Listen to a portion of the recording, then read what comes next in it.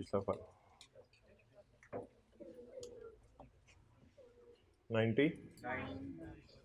अच्छा जी, आप हजरात निकाल लें चैप्टर 3।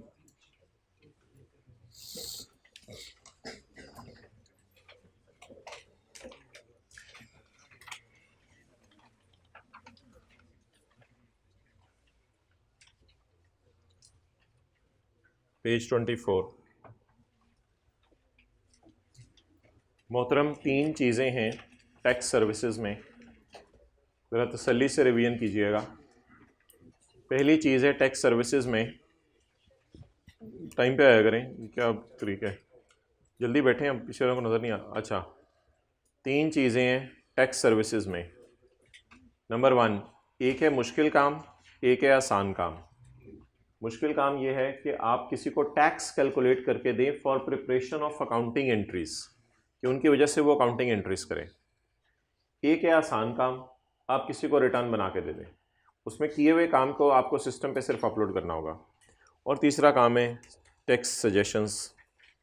अच्छा, अब खतरा क्या है? प्रोवाइडिंग टैक्स सर्विसेज, नहीं साथ वाले की तरफ से, providing tax services to audit client might create a self review और एडवोकेसी थ्रेट। ऑडिट क्लाइंट को टैक्स सर्विसेज देना क्या क्रिएट करते हैं? सेल्फ रिव्यू और एडवोकेसी थ्रेट। सेल्फ रिव्यू कैसे? सेल्फ रिव्यू ऐसे कि आप वर्किंग 1 करेंगे इनकम फ्रॉम बिजनेस की, जिसमें आप कैलकुलेट करेंगे टैक्स, और ये जो पेएबल टू गवर्नमेंट आएगा, तो जब आप ऑडिट शुरू करेंगे तो बैलेंस शीट में करंट लायबिलिटीज में जाकर टैक्स पेएबल की फिगर को आप चेक कर रहे होंगे। तो ये सेल्फ रिव्यू यानी अपनी ही कैलकुलेट की गई फिगर का अपना ही ऑडिट शुरू कर देंगे, और आप ऑडिट में ओपिनियन एक्सप्रेस करेंगे कि ये फिगर सही है। इसलिए कोड ऑफ एथिक्स आए हैं जो मना करते हैं फर्म्स को कि वो कुछ टैक्स सर्विसेज ना दें, बिकॉज खतरा cannot be addressed by applying safeguards. अगली बात है जी खतरे का लेवल। यार ये टाइम होता है खाने का। अगली बात है खतरे का लेवल। खतरे का लेवल चेक करने के 4 तरीके हैं। वो 4 तरीके हमने पढ़े थे। काम क्या है, एम्प्लॉयज़ पीटीसीएल के काम जानते हैं नहीं जानते, एफबीआर का सिस्टम कैसा है, और एफबीआर का टैक्स मुश्किल है आसान है। यहाँ से आपको खतरे का लेवल पता चल जाएगा।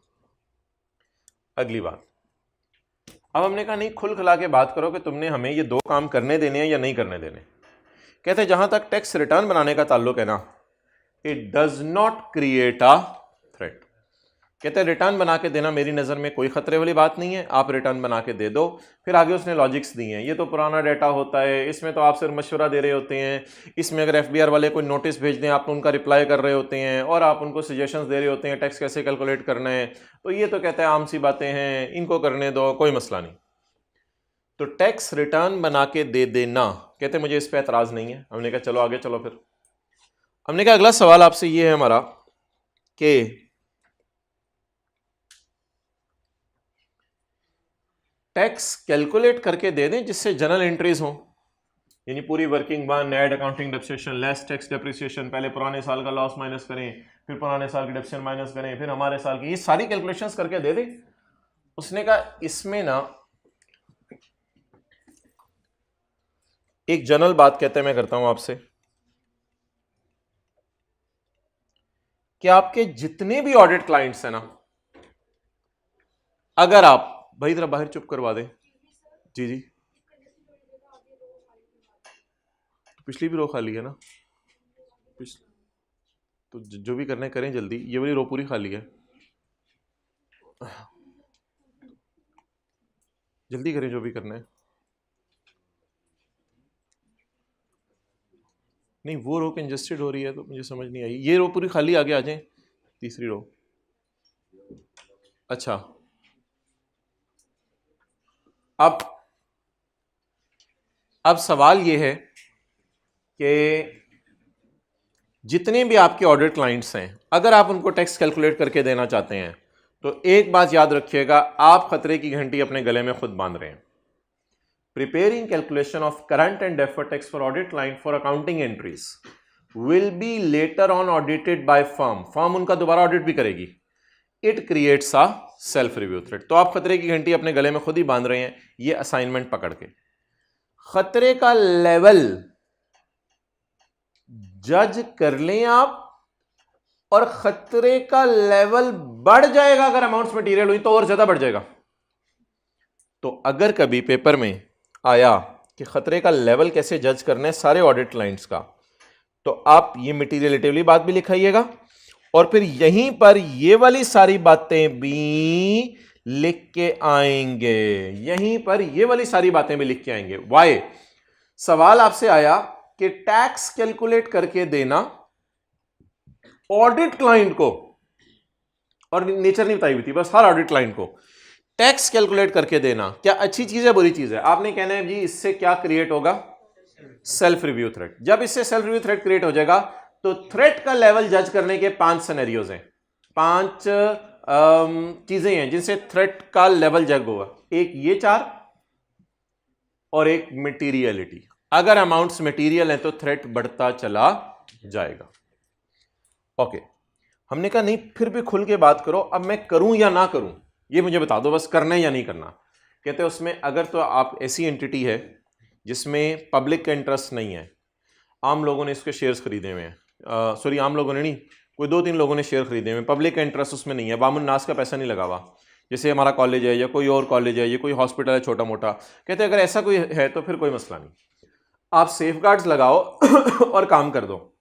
पहला सेफगार्ड, अगर आपकी फर्म के 2 ग्रुप्स हैं, ग्रुप ए और ग्रुप बी, तो ग्रुप ए ऑडिट कर दे, ग्रुप बी टैक्स कैलकुलेट कर दे, using professionals who are not audit team members. जो ऑडिट टीम मेंबर्स नहीं थे उनको यूज करें। यूज किस में करें? हाईलाइट करें, उनको यूज करें टू परफॉर्म टैक्स सर्विस। जो ऑडिट वाले नहीं थे उनको किस में यूज कर लें? To perform tax service. देखिए इंग्लिश समझ आएगी तो याद करेंगे ना, तो उनको यूज करें to perform tax service. Option 1 ये है। एक और सेफगार्ड लगाएं, फर्ज करें ग्रुप ए ने ही ऑडिट किया और ग्रुप ए ने ही टैक्स की सर्विस परफॉर्म की, अब ग्रुप बी से रिव्यू करा लें, लेकिन एक और भी रिव्यू कराएं, वो इससे बेहतरीन रिव्यू है, वो किसी ऐसे बंदे से रिव्यू करा लें जिसने ना टैक्स कैलकुलेट करके दिया हो, ये जिसने ना टैक्स कैलकुलेट करके दिया हो, ना उसने ऑडिट किया हो, और ना उसने टैक्स कैलकुलेशन का रिव्यू किया हो। ये एक ऊपर का रिव्यू है, वो भी करवा लें, अपने दोस्त को किसी को बुला के करवा लें, हैविंग एन एप्रोप्रिएट रिव्यूअर, ना जिसने ऑडिट की है, ना जिसने टैक्स की सर्विस परफॉर्म की है, और ना जिसने टैक्स की सर्विस का रिव्यू की है। टैक्स सर्विस, ना जिसने टैक्स की सर्विस दी है, ना जिसने टैक्स की सर्विस का रिव्यू किया है, किसी चौथे बंदे को बुला लें, ये आके आपका जो है वो रिव्यू करके दे दे। ये सेफगार्ड्स हैं। अगर ये सेफगार्ड्स आप अप्लाई कर दें तो कहते हैं मेरे ख्याल से वो जो खतरा था उसकी घंटियां बजनी कम हो जाएंगी, और आप टैक्स कैलकुलेट करके दे दें पीटीसीएल को, अगर पीटीसीएल में पब्लिक का इंटरेस्ट नहीं है। लेकिन मेरे ख्याल से तो पीटीसीएल में पब्लिक का इंटरेस्ट है, फिर क्या करें? A firm shall not prepare tax calculations of current and deferred tax liabilities for an audit client. आप पीटीसीएल के लिए कैलकुलेशंस मत करें for preparing accounting entries that are material to the financial statements. अगर मटीरियल है उसकी journal entry, फिर आप ये कैलकुलेशन ना करके दें। On which you will express an opinion. क्या होगा? इधर आप कैलकुलेशन करेंगे, इधर फिगर डाल के बाद में ओपिनियन फॉर्म कर रहे होंगे कि ये ऑडिट सही हो गया था। And if impact of accounting entries is immaterial, और अगर इंपैक्ट क्या है? Immaterial, then above safeguards will be applied. फिर ऊपर वाले सेफगार्ड्स लगा के कर दें। ये कब? जब इमैटेरियल है। अब जी कंक्लूजन वही है जो कल मैंने आपको हाईलाइट करके दे दिया था। क्या? सारे ऑडिट क्लाइंट्स चाहे ये हैं चाहे ये हैं, अगर आप इनका काम पकड़े टैक्स कैलकुलेट करने का, तो हमेशा क्या क्रिएट होगा? इसका खतरा और बढ़ जाएगा अगर अमाउंट्स मटेरियल हो गई। खतरा उन 4 वजहों से हो सकता है पहले ही बड़ा हो, तो ये पांचवी वजह और ज़्यादा रोल प्ले करेगी खतरा बढ़ने में। अब करें ना करें, कहते हैं अगर पब्लिक का इंटरेस्ट नहीं है तो सेफगार्ड लगा के कर दो, और अगर पब्लिक का इंटरेस्ट है और अमाउंट मटेरियल है तो ना करो, और अगर अमाउंट इमटेरियल है तो सेफगार्ड लगा के कर दो। कुछ फायदा हुआ 10-12 मिनट दोबारा लगाने का। अच्छा, ये थी कल की डिस्कशन। अब जी पहला सवाल, पाकिस्तानी ऑडिट फर्म। आज हमने आखिर में ना बस 5-10 मिनट कोई नई चीज़ पढ़नी है, बाकी अब न्यूमेरिकल्स अब शुरू करने हैं, क्योंकि अब ये अगला हफ्ता पूरा जो है ना न्यूमेरिकल्स ही करने हैं। अब हमने चैप्टर जो रह गया उसके साथ साथ, और सेल्स टैक्स को आज अब ख़त्म कर दें ताकि हमारी छुट्टी और जान छूटे सेल्स टैक्स से। सेल्स टैक्स में ज़रा देखना शुरू करें कौन कौन से न्यूमेरिकल्स हो गए हैं, कौन से रह गए हैं। लेटेस्ट अटेम्प्ट का कल आपसे डिस्कस कर लिया था, उससे पिछले अटेम्प्ट का ये वाला है। क्वेश्चन 24 ये भी हो गया, क्वेश्चन 23 भी हो गया हुआ है, दे दिया हुआ है ना होमवर्क में। क्वेश्चन 22 भी हो गया हुआ है।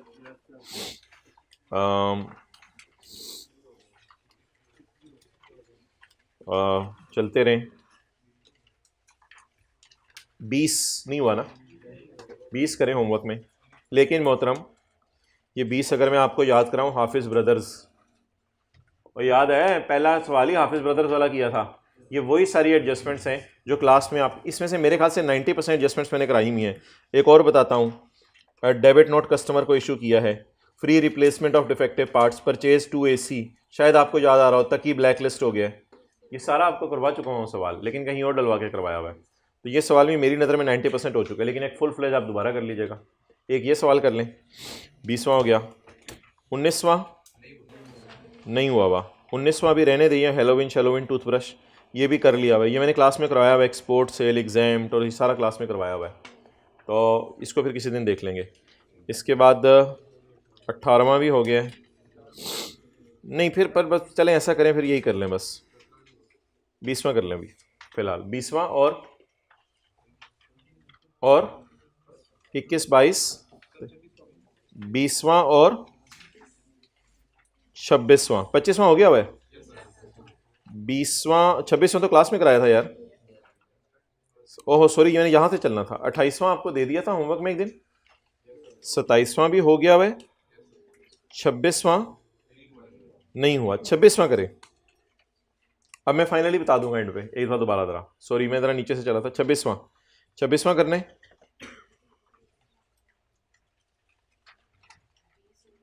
एक मिनट में बताऊंगा, नहीं ज़्यादा नहीं,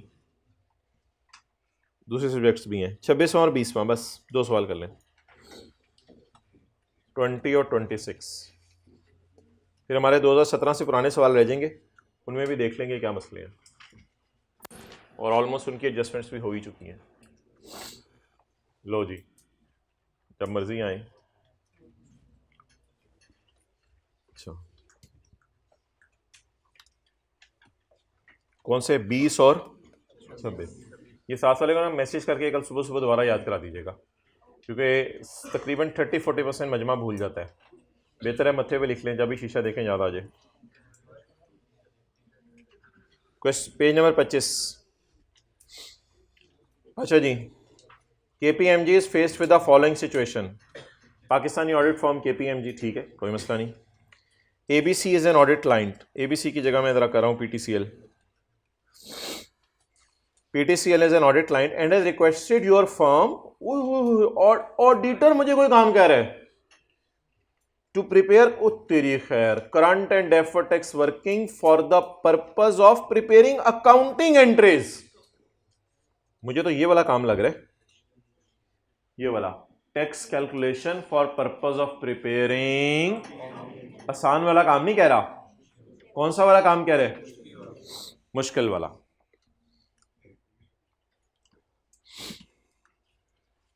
और वो कहते हैं बाद में इनका ऑडिट भी कर देना, पहले तुम ही फिगर्स कैलकुलेट करो, बाद में ऑडिट भी कर देना। लेकिन कहता है खुशी की खबर मैं तुम्हें बताऊं कि ये जो ABC कंपनी है ना, पब्लिक शब्लिक का इसमें कोई इंटरेस्ट नहीं है, ऐसी 3-4 लोगों ने मिलकर कंपनी बनाई हुई है, प्राइवेट कंपनी है कोई। बताएं जी बताएं, क्या लिख के आएंगे? It depends upon marks, marks पे डिपेंड करता है क्या लिख के आएंगे। आप तो मुझे ये कहेंगे कि मैं लिख के आऊंगा ये, लेकिन मैं आपको कहूंगा कि आप साथ ये भी लिख के आइएगा। एक जनरल रूल भी तो लिख के आइएगा। आप पहले लिख के आइएगा preparing calculations of current and deferred tax for audit clients for accounting entries will create a self review threat. और अगर मार्क्स ज्यादा हुए तो लिखिएगा level of threat will be judged bye those 4 factors and materiality. ये लिखने के बाद अगर मार्क्स ज्यादा हुए, क्योंकि ये मार्क्स तो दिए नहीं हुए 7 सवाल में, वैसे आई कैप की किताब में डाला हुआ सवाल, फिर ये असल बात होगी जो एग्जामिनर देखेगा कि आप कहिएगा इस केस के अंदर सेफ गार्ड्स अप्लाई करके अगर मैं सर्विस परफॉर्म कर दूं तो कोई मसला नहीं। तो ये सारा आप जो है वो लिख के आएंगे, क्योंकि एंटिटी हमारी कौन सी है बोले, नॉट अ पब्लिक इंटरेस्ट। देखें जी आई कैप का अपना दिया हुआ सोल्यूशन, ये लेवल ऑफ थ्रेट के बारे में उसने बातें लिख दी हैं, 2-3 बातें उसने मिस की हैं, कॉम्प्लेक्सिटी, एक्सपर्टाइज, मटीरियलिटी, 2 बातें उसको और डाल देनी चाहिए थी, और सेफ गार्ड्स उसने एज इट इज ऊपर से कॉपी पेस्ट करके लिखे हैं, एक कोई नया बीच में डाला है उसको छोड़ने पड़े। तो ये जवाब हो गया सिचुएशन 1 का। इसमें हमारी कंपनी कौन सी थी बोले, जिसमें पब्लिक, और कंपनी केपीएमजी कहां से आ गई, कंपनी पीटीसीएल है, केपीएमजी फर्म है, हमारी कंपनी कौन सी थी, नॉट अ पब्लिक इंटरेस्ट, जिसमें पब्लिक का इंटरेस्ट। वही सिचुएशन 2 जरा देखें, ABC Limited is an audit client and it has requested your firm to prepare current and deferred tax, ओए मुश्किल वाला काम कह दिया है, for the purpose of accounting entries that will be reviewed by your firm later on. ABC is a public interest entity. ABC क्या है, अब आपने इस सूरत में, हाँ ऊपर वाला अगर आप लिखना चाहते हैं तो दोबारा लिख सकते हैं, वरना ऊपर वाला एक सिनेरियो में लिख दिया गया है तो उसमें आप रेफर कर सकते हैं कि as referred above it is a self review threat and level of threat can be judged by the circumstances as already discussed above. उसके बाद आप ये लिख के आए कि अगर मटीरियल है तो प्रिपेयर ना करें, और अगर इमटीरियल है तो सेफ गार्ड्स लगा दें। और सेफ गार्ड्स दोबारा आप लिख के आ सकते हैं, अगर पेपर में सवाल सिर्फ इसी का है तो फिर सेफ गार्ड्स आप लिख के आ जाए, फिर ये तो नहीं लिखे हैं safeguard that mention in point B, फिर सेफ गार्ड लिख के आ जाए। क्लियर? अच्छा आप बताएं जी, जितना मैं पढ़ रहा हूं, A firm shall not prepare tax calculation for current and deferred tax for an audit for preparing accounting entries that are material to the financial statements. इतनी सी बात खत्म हो गई। यहां पर आप सोल्यूशन में एक और चीज ऐड करें, क्या इमटेरियल वाली बात भी इसे करनी चाहिए थी, जो इसने कंजूसी की और नहीं की वो हम जरूर करके आएंगे पेपर में। पेज 24 की आखिरी 2 लाइनें, पेज 24 की आखिरी 2 लाइनें, प्लस हम पेपर में लिख के आएंगे पेज 24 की आखिरी 2 लाइनें। ये अब्दुल्ला साहब किताब में भी आइंदा डाल दें, आई के अपने नहीं लिखी हुई, पेज 24 की लास्ट 2 लाइन्स ये भी हम लिख के आएंगे। ओके, एक जी धमाका होने लगा है, कल जो हमने पढ़ा था उसके अगेंस्ट एक धमाका होने लगा है। कल हमने पढ़ा था कि अगर अमाउंट्स मटेरियल हैं तो आप टैक्स कैलकुलेशन करने से पब्लिक इंटरेस्ट एंटिटीज का इनकार कर दें, ये कल पढ़ा था हमने। इसमें ना एक उसने सिनेरियो डाला इमरजेंसी का, इमरजेंसी, अगर इमरजेंसी हो जाए, ये मैं पेज 24 पे हूं ना, अगर इमरजेंसी हो जाए, जरा सुनते रहिएगा आप, 2-4 मिनट आपने सुनने। अगर इमरजेंसी हो जाए, what is emergency, what is emergency, अगर इमरजेंसी हो जाए तो नंबर 1 क्या इमरजेंसी होती है।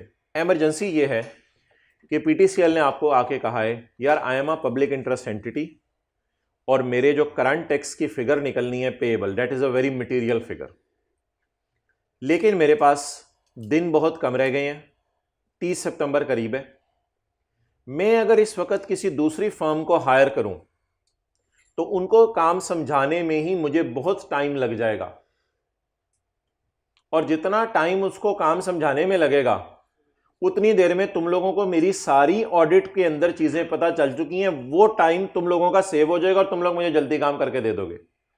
और रिपोर्टिंग ऑब्लिगेशन की डेट 30 सितंबर इतनी करीब है कि अब हमारे पास सिर्फ इतने दिन ही बचे हैं कि मैं तुमसे टैक्स कैलकुलेट करवा लूं। एक ये चीज। और दूसरी चीज, पीटीसीएल को लग रहा है कि अगर मैं किसी और फर्म को हायर करूं तो उसको जितने पैसे और जितना टाइम मैं लगवा दूंगी उससे बेहतर है इनसे ही जल्दी काम करवा लो। तो इमरजेंसी में ऐसा काम कर दें, इमरजेंसी में ऐसा काम कर दें, लेकिन आप सेफगार्ड्स कोई नए लगाएं। एक सेफगार्ड वही पुराना वाला किसी और से रिव्यू करवा लें, और दूसरा केपीएमजी लिख के दे के ये काम मैं सिर्फ इस दफा कर रही हूं, आइंदा नहीं करूंगी, सिर्फ इमरजेंसी में कर रही हूं। ये तो आदत ना बनाना अपनी कि हर दफा 22 सितंबर को मेरे पास पहुंचे हो 8 दिन रह गए हैं, पहले से टाइम पे चीजें मैनेज करना। और तीसरी चीज, पीटीसीएल के बोर्ड ऑफ डायरेक्टर्स को भी वाजे जाके बता दे, भाईजान सॉरी, आइंदा ऐसी हरकत ना करना, तुम लोगों के कहने पे कर दिए मैंने, लेकिन आइंदा ये काम नहीं करूंगा। ये वाले सेफगार्ड्स लगाएं और ये वाले सेफगार्ड्स लगा के ये काम भी करते हैं। आज हमने बहुत बड़ा बम फाड़ा। क्या? कल हमने मना कर दिया था पब्लिक इंटरेस्ट एंटिटीज के केस में अगर अमाउंट्स मटेरियल आ रही हो तो ऐसी सूरत में आप टैक्स कैलकुलेशन ना पकड़ें। टैक्स कैलकुलेशन का काम आपने पकड़ लिया तो आप मारे जाएंगे। लेकिन आज अगर हमने कहा कि सिचुएशन क्या आ गई है, इमरजेंसी, इमरजेंसी की एक दो बातें। नंबर 1, या तो पीटीसीएल को यह महसूस हो रहा है कि आपके अलावा और किसी को काम आता नहीं, और किसी को काम देंगे तो पीटीसीएल का नुकसान हो जाएगा और पीटीसीएल का इतना टाइम लग जाएगा कि वो 30 सितंबर तक रिटर्न जमा नहीं करा सकेगी। तो ऐसी सूरत में आप पीटीसीएल को कैलकुलेशन करके दे दें, लेकिन उसे कहीं ये मैं थोड़े अरसे के लिए करके दे रहा हूं और बोर्ड ऑफ डायरेक्टर को वाजे जाके बता दें ये आइंदा काम मैं नहीं करके दूंगा। अगर ये सेफगार्ड्स लगा दें तो ये काम भी करने में कोई हरज नहीं है। पहले मुझे पढ़ा लेने दें, फिर मैं नीचे दोनों चीजें लिख देता हूं आपको। तसल्ली से 1 से 2 मिनट दीजिएगा। वी आर वेरी अनलकी कि ये आप बातें आपको याद करनी पड़ेंगी। ये किताब में नहीं दी हुई, किताब में नहीं दी हुई, आई के अपने अपने सोल्यूशन में डालनी है। पढ़ें जी। इन इमरजेंसी और unusual situation when it is impractical, जहां पॉसिबल नहीं है, फॉर पीटीसीएल, जहां पीटीसीएल के पॉसिबल नहीं है टू मेक अदर अरेंजमेंट्स। पीडब्ल्यूसी वाले भी इतनी जल्दी काम नहीं करके दे रहे, बीडीओ की फर्म है वो भी इतनी जल्दी काम करके नहीं दे रही, रियाज अहमद की फर्म है वो भी इतनी जल्दी काम करके नहीं दे रही, वेयर हमारे लिए इम्पॉसिबल है अदर अरेंजमेंट करना। We may provide a tax service, we may provide a tax service. Clear? घर के अंदर आपकी शादी आ गई है, आपने कहा बाहर से किसी औरत को बुलाते हैं काम करने के लिए, घर की सफाई करेगी, तो अम्मी ने कहा वो ऐसा करो पुरानी औरत मंगवा लो। तो आपने कहा वो जो पुराने घर में काम करती थी अम्मी उसने चोरी की थी। अम्मी ने कहा इस वक्त बात यहाँ पे पहुंची है कि बाहर से कोई और आएगा वो ज्यादा चोरी करके चला जाएगा, तो बेहतर है उसी औरत को बुला लो, उसी पे गुजारा चला लो, बाकी उसके ऊपर नजर रख लेंगे। इन इमरजेंसी सिचुएशन ये हो रहा है, इन इमरजेंसी, क्योंकि 2 दिन है आगे फिर शादी है। तो this may be the case, ऐसा क्यों करना पड़ा है? This may be the case when only the PTCL has resources and knowledge, क्योंकि नॉलेज आपका sorry KPMG, then KPMG has the resource and knowledge of PTCL business. Knowledge किसके पास है जी? केपीएमजी के पास, पीटीसीएल के बिजनेस का, to assist client in timely preparation.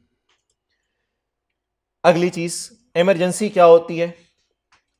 Stopping KPMG, अगर केपीएमजी को रोक दिया from providing service will result in significant difficulties for PTCL. फिर पीटीसीएल के लिए बड़े बड़े मसले खड़े हो जाने। For example, failure to meet regulatory reporting. Regulatory reporting कब तक करनी होती है? 30 सितंबर तक करनी होती है ना, तो फिर बेचारा 30 सितंबर तक अपनी रिटर्न ही जमा नहीं करा सकेगा। तो बताएं what is emergency. Number 1, knowledge किसके पास है? सारा केपीएमजी के पास। और दूसरी बात, डिफिकल्टी बेचारी किसको आ जानी है? पीटीसीएल को। ये हो गया जी व्हाट इज इमरजेंसी। नॉलेज किसके पास है और डिफिकल्टी किसको आ जानी है? एक ही बात होगी। अब आप सेफगार्ड लगाएं, सेफगार्ड लगाएं। सेफगार्ड 1, किसी और से काम रिव्यू करवा लें, वो तो कल वाला सेफगार्ड। दूसरा सेफगार्ड, जल्दी जल्दी बताएं, पढ़ें, उधर लफ्ज लिखा हुआ है, शॉर्ट टाइम के लिए, शॉर्ट टाइम के लिए काम करें, आदत मत बनाएं।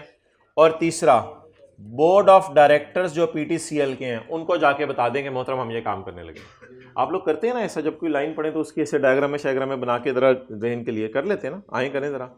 ये तो आप लोग खुद ही कर रहे हैं सारा, माशाल्लाह। सर ऐसे ऐसे हिला रहे हैं या ऐसे ऐसे हिला रहे हैं? अच्छा तू भी आया हुआ है? आप भूल गए मुझे? तो अपनी जगह पे बैठा करना।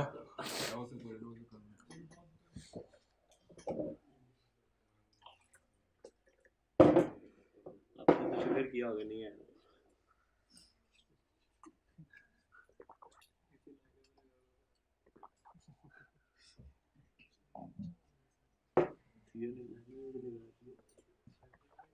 ओके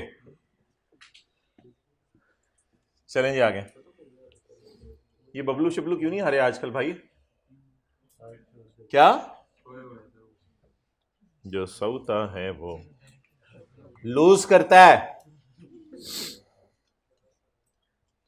तो in emergency circumstance public interest entity को अगर मटेरियल भी है फिगर्स तो उसको टैक्स कैलकुलेट करके दे दें। फुल स्टॉप के बाद बोलें देखी जाएगी। अच्छा कितने लोगों ने कल अपने फ्यूचर के साथ खेला है? हाथ खड़ा करके बताएं जी। ये तो किसी किताब में नहीं लिखा। क्या इमरजेंसी लिख रहे थे अभी आप लोग?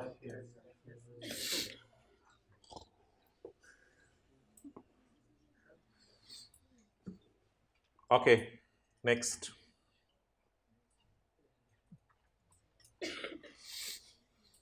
आगे जी सेफगार्ड्स बताएं बबलूस। Those who provide service are not members of audit team. दूसरा safeguard the services are provide for only and are not expected to reoccur and the situation is discussed with those charged with governance। PTCL का board of directors.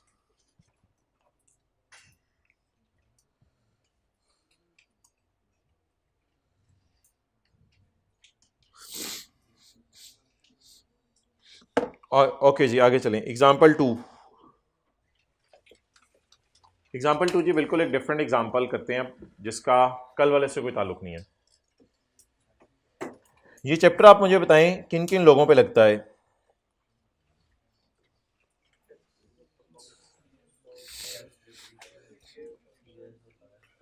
ये chapter लगता है जी, ये सफा निकाल लें, कुछ नहीं बरकत के लिए निकाल लिया करें कभी।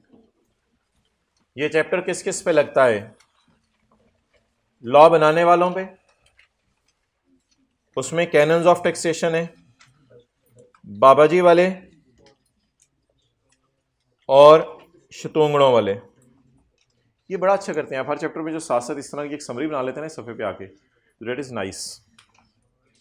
अच्छा इसके बाद ये चैप्टर लगता है टैक्स पेयर्स पे, जो लोग टैक्स जमा कराने जा रहे हैं। गवर्नमेंट पे भी ये चैप्टर लगता है, टैक्स पेयर्स पे भी ये चैप्टर लगता है। क्लियर?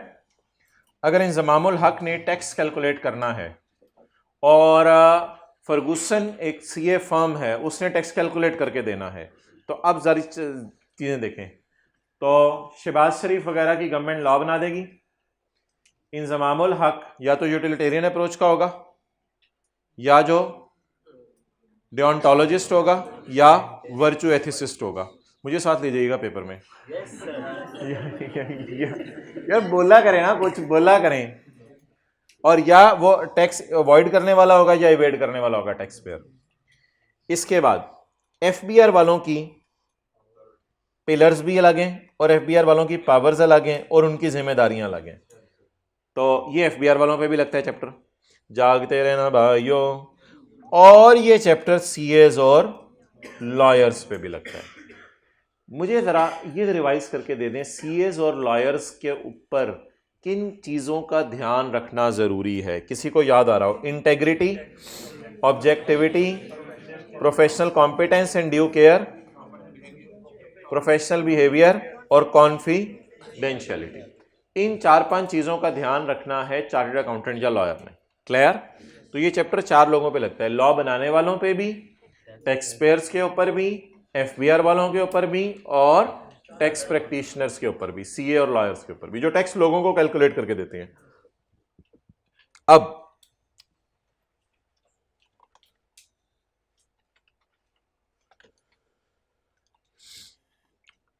हम ज़ियारत करेंगे जाके कायदे आज़म की मज़ार की। नहीं, ये टर्म टेस्ट 2 का पेज नंबर 4 मैंने आपके सामने खोला हुआ है। ये आप तस्वीर खींच सकते हैं इसकी। ये जी पेज नंबर 5 है टर्म टेस्ट 2 का।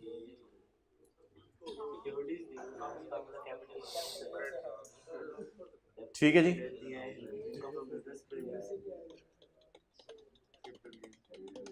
अच्छा, Sheikh Salman is a partner in 2 AOPs। Sheikh Salman 2 AOPs में पार्टनर है। आगे शेख सलमान और AOPs का डेटा दिया हुआ है। ये शेख सलमान का AOPs का।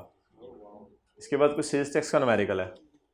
इसके बाद कोई लॉसेस का न्यूमेरिकल है। तो अभी असल में गुंजाइश नहीं थी पेपर में थ्योरी डालने की, और कुछ बच्चों ने ये भी कहा था कि ज़रा थ्योरी अभी हमने रिवाइज नहीं की, तो अभी ज़रा पेपर सारे दे दें, इस वजह से ना थोड़ा सा इसको न्यूमेरिकल बेस ज़्यादा रखा है, ताकि आप एक लॉसेस का न्यूमेरिकल कर लें आराम से बैठ के आज, एक जो है वो सेल्स टैक्स का न्यूमेरिकल कर लें, और एक इनकम टैक्स का। आज है टर्म टेस्ट। तो भाईजान को ज़रा, तो सेल्स टैक्स और लॉसेस का तो हो जाएगा ना बिना तैयारी किए कुछ भी, और बिजनेस में का एक न्यूमेरिकल आज कर लेते हैं। आज इंशाल्लाह आधा घंटा लगा के ना एक बिजनेस का न्यूमेरिकल कर लेते हैं। तो यहाँ से उम्मीद है फिर तीनों चीज़ें आपकी जो है वो कवर अप हो जाएंगी और अच्छे नतीजे आएंगे। और इस दफ़ा पेपर जो है वो कुछ कल को 2-3 लोगों को मैंने अप्रोच किया, इस बार पेपर चार्टर्ड अकाउंटेंट से चेक कराए जाएंगे। तो जो आपका ये टर्म टेस्ट होगा ये किसी चार्टर्ड अकाउंटेंट से टेस्ट करवाया जाएगा। ये चार्टर्ड अकाउंटेंट, ये नीम चार्टर्ड अकाउंटेंट, तो ये सबका पेपर। तो ये इंशाल्लाह जो है ना अब आपने अच्छे तरीके से पेपर देने हैं, ताकि जो गलतियां हैं ना वो भी आपको पता चलें। और मॉक तो भी इन्हीं लोगों से चेक करवाए जाएंगे। अब ये टीए भाई अभी चेक नहीं करेंगे, ऑनलाइन वालों को भी बता रहा हूँ, फिजिकल वालों को भी बता रहा हूँ। तो ये वाला टर्म टेस्ट भी दिल से दे दें और अगला मॉक भी दिल से दे दीजिएगा। बॉल पॉइंट भी साथ लीजिएगा दिल के। अच्छा, निकाल लीजिए चैप्टर 3। यार लॉसेज और उसका न्यूमेरिकल तो कर ही लेंगे ना सेल्स टैक्स का, आधे नंबर वहाँ से आ जाएंगे इंशाल्लाह आपके 50 में से।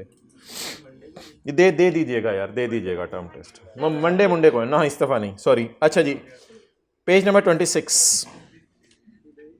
बिलाल अजहर कितने लोगों का इंशाल्लाह मूड बन गया देने का? लॉसेज और सेल्स टैक्स न्यूमेरिकल तो दे ही देंगे। Bilal Azhar ACA is a manager taxation at a large tax consultancy firm. Bilal Azhar एक चार्टर्ड अकाउंटेंट है। ACA होता है छोटा चार्टर्ड अकाउंटेंट, FCA होता है बाबा चार्टर्ड अकाउंटेंट, जिसको अरसा हो गया हो। तो Bilal Azhar ACA is a manager taxation at a large tax consultancy firm and. अच्छा, टैक्स फर्म है, तो ये टैक्स फर्म कौन होती है? Tax firm tax practitioner. Excellent, मैं अपने आप को ही कह रहा हूँ एक्सेलेंट। टैक्स फर्म कौन होती है? टैक्स प्रैक्टिशनर, जो लोगों को क्या निकाल के देती है? Tax.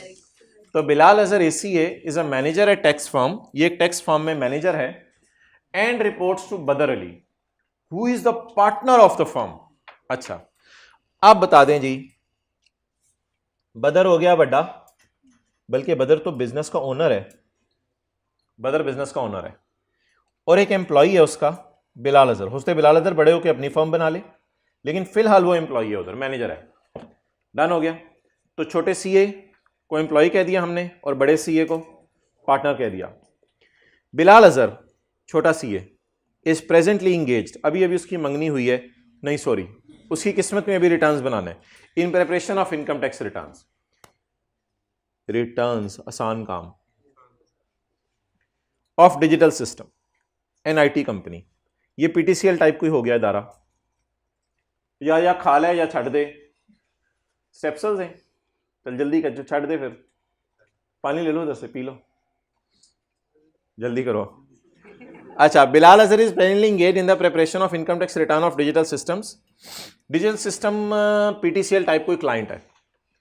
During the review of tax workings पे जब नजर मारा था बिलाल, उसने पकड़ा कि हमारे क्लाइंट ने कुछ खर्चे किए हैं जिनका सबूत उसके पास मौजूद नहीं है। और हमने चैप्टर 16 के अंदर पढ़ा था कि ऐसा खर्चा जिसका सबूत ना हो वो भी डिडक्शन नॉट अलाउड है। He brings this matter to the knowledge of Badar, वो अपने बॉस के पास गया, बॉस मैंने आपको बताना था कुछ खर्चे ऐसे हैं जिनका सबूत नहीं है। बॉस ने कहा तेरी ऐसी की तैसी। Who has responded him that since this is not an audit, ये ऑडिट नहीं है।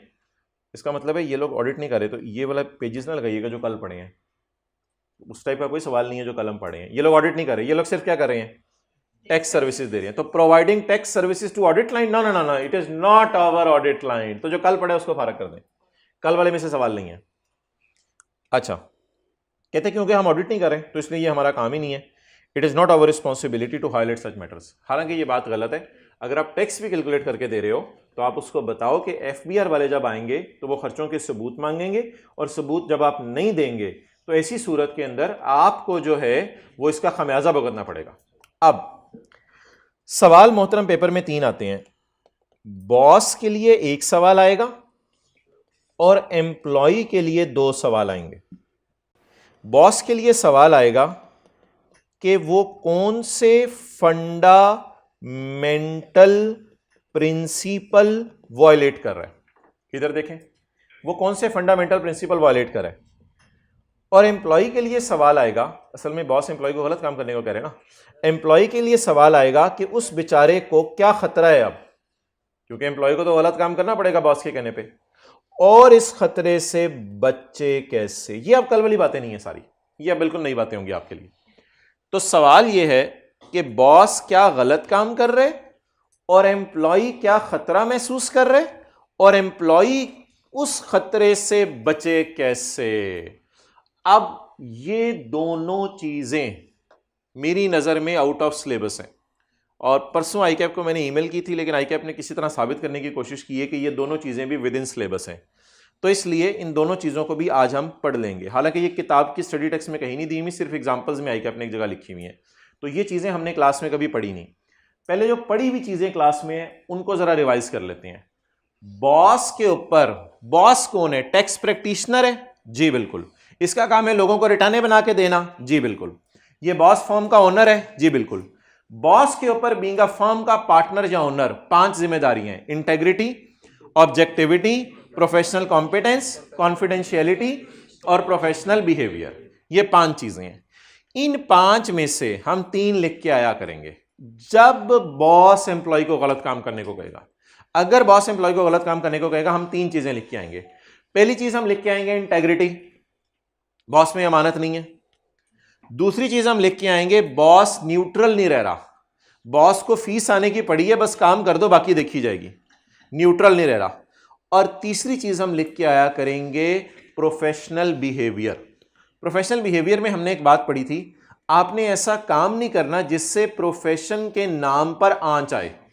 तो बॉस ऐसा काम करने लगे जिससे प्रोफेशन के नाम पर आंच आना है।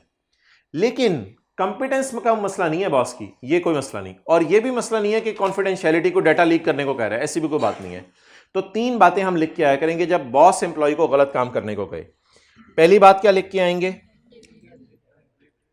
इंटेग्रिटी, जो पेज 23 पे हमने पढ़ी थी, इंटेग्रिटी नहीं है बॉस में। दूसरी बात लिख के आएंगे बॉस में न्यूट्रल नहीं रह रहा। और तीसरी बात लिख के आएंगे boss should follow the laws. ये इतनी इंपॉर्टेंट बात नहीं, अगली यहां ज्यादा इंपॉर्टेंट है।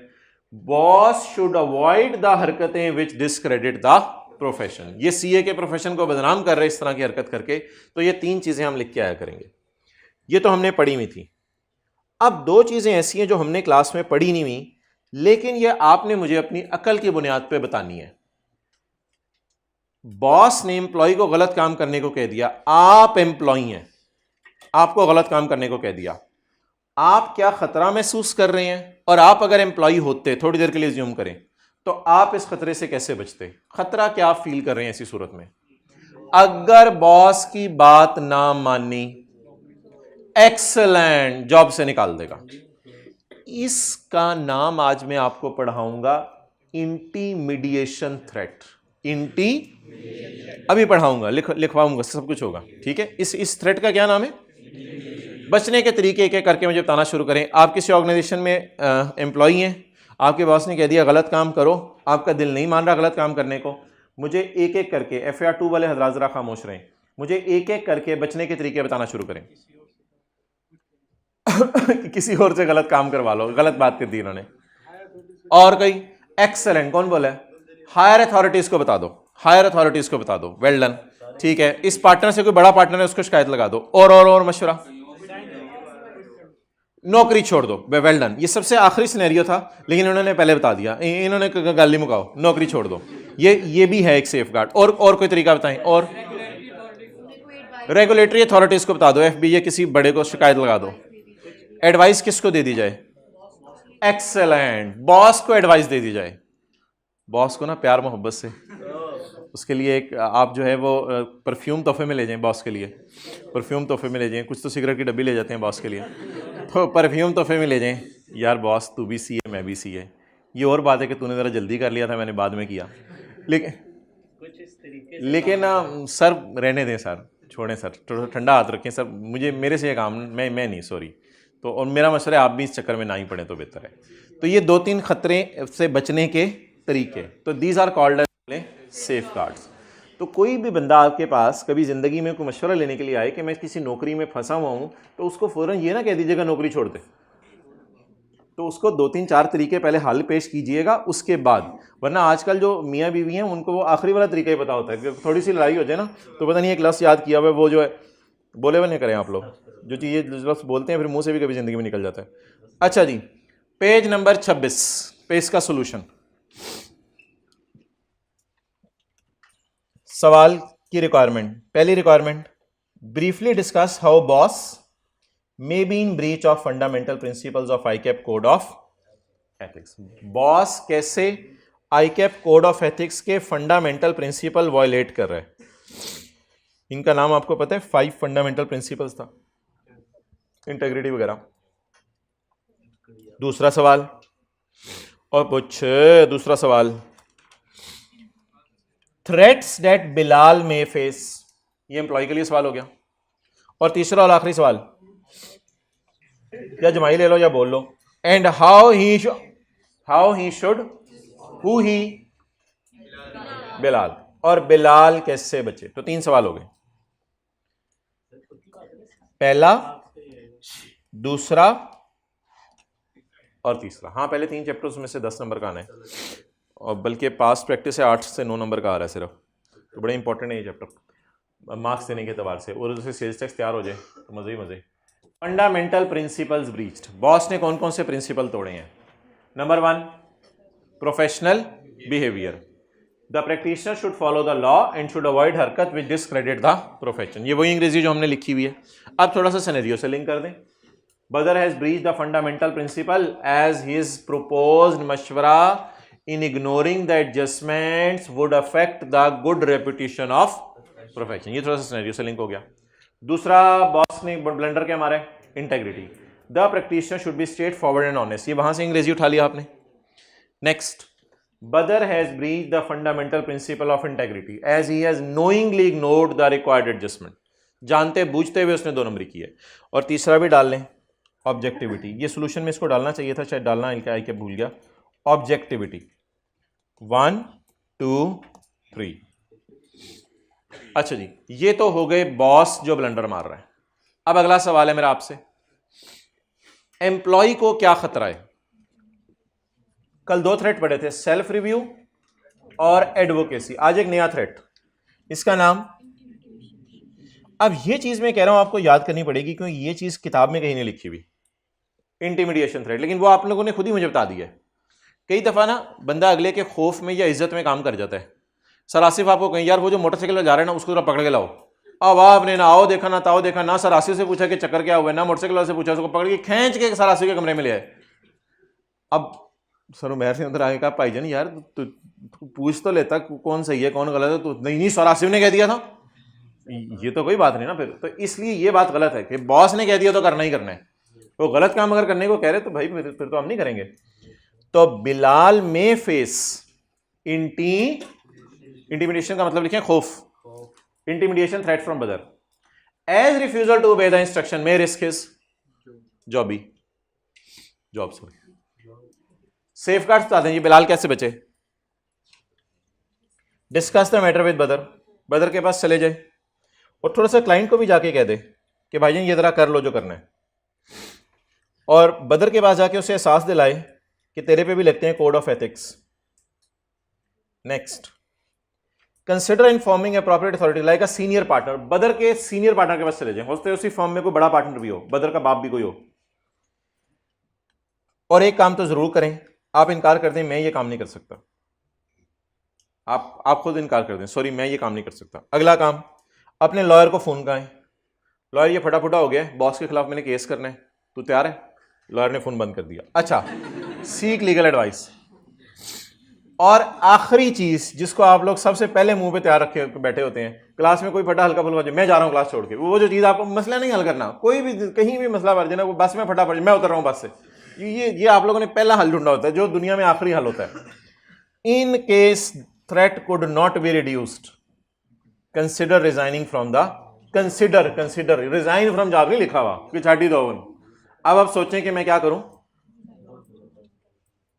अच्छा वो भाई दूसरे को कह रहा है कि अभी सीए तो हो रहा है, सीए के बाद असल मसले तो शुरू होने हैं यार। अच्छा चैप्टर 18 निकालें।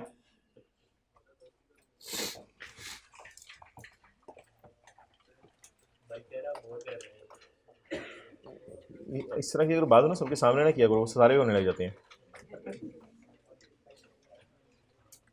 महफिल के आदाब की क्लास अलग होनी चाहिए। क्वेश्चन 18 मार्च में आइएगा फिर पेपर देके। क्वेश्चन 18 कमर, कमर पे हाथ रख लें, कमर पे हाथ रख लें। Qamar is engage in the business of trading of बिजली की मोटरें। ये पेज ये नहीं मिलेगा, पेज 382 कभी भी नहीं मिलेगा बुक में। His accountant has prepared the following tax computation। ओ तेरी खैर, उसने कल सेल्स टैक्स की कंप्यूटेशन करके दे दी थी, आज के सवाल में उसने इनकम टैक्स कंप्यूट करके दे दिया, टैक्स लाइबिलिटी भी गवर्नमेंट की निकाल के दे दी, उसने खुद ही सवाल सॉल्व करके दे दिया। सवाल की requirement compute the revise taxable income of Qamar. Revise taxable income सही वाली आप निकाल के दें हमें। और एक और सवाल की रिक्वायरमेंट है briefly comment on the treatment of above items. ऊपर वाले आइटम्स जो खर्चे नजर आ रहे हैं उन पे कमेंट भी देने आपने। अब ये अंग्रेजी भी लिखनी पड़ेगी। और डब्बे के नीचे कमर इज नॉट सेटिस्फाइड, कमर मुतमईन नहीं है with the return prepared by his accountant and has requested you. और आपका लेवल देख के उसने आपसे रिक्वेस्ट की है कि इसको जरा नजर मारो कि मेरे अकाउंटेंट ने क्या क्या बोंगियां मारी हैं। ब्रश पेंट एक दिन हमने क्लास में किए थे, अल्लाह करे हमें मिल जाएं। ये कितना कुछ खोला होता है टीचर ने घर में, 2-4 घंटे तो ऐसे लग जाते हैं घर में, पता ही नहीं चलता। तो अब आप अच्छा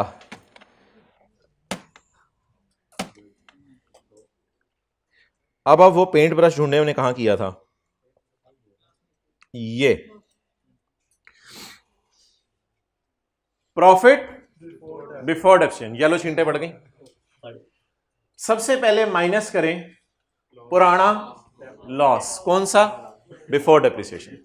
इसके बाद माइनस करें पुरानी, इसके बाद माइनस करें हमारी डेप्रिसिएशन। तरतीब बताएं जी। सबसे पहले ऊपर क्या रखें? प्रॉफिट, कौन सा वाला? हमारे साल का, हमारे साल का। फिर माइनस करें पुराना लॉस, फिर माइनस करें पुरानी, फिर माइनस करें हमारी डेप्रिसिएशन। ये तरतीब है जी लॉसेस के न्यूमेरिकल की। क्योंकि ये वाला 6 साल में क्या हो जाता है? डेड। और ये कैरी फॉरवर्ड करने की इजाजत है इन्फिनिटी तक। डन। ओके, आगे पढ़ना शुरू करें जी। सवाल पढ़ते हैं।